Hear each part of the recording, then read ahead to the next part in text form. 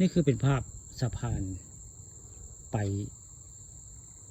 เบิ่งใบเซมานาตาลพี่น้องซ้ายขวาก็เป็นกกเข่าได้กกเข่าแทนาตาลแล้วก็ตะเวนกำลังชิตกตะปู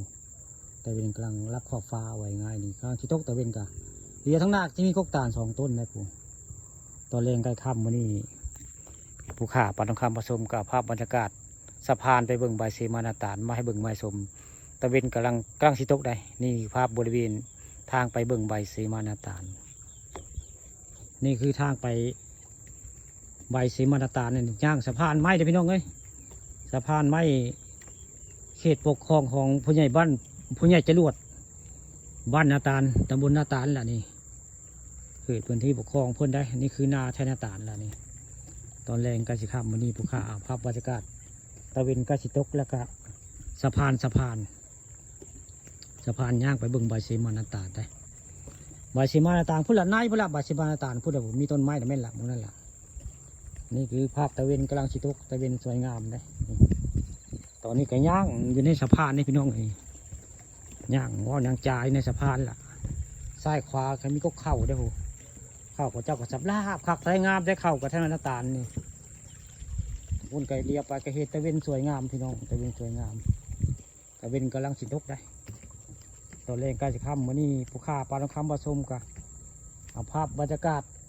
ตะเวนใกล้ตกมาให้เบิ่งมาให้ชมแล้วก็เข้าทบนาตาลพี่น้องเข้านาตาลแล้วก็มีกกตาลได้2 ต้นเจินถึงนี่คือภาพทางย่างไปพุ่นละไปบริเวณใบเซมานาตาลนั่นนี่ซึ่งหน้าก็คือมีใบเซมานาตาล9 ใบพี่น้องทางในผู้แต่ตอนนี้ยังบ่ฮอดได้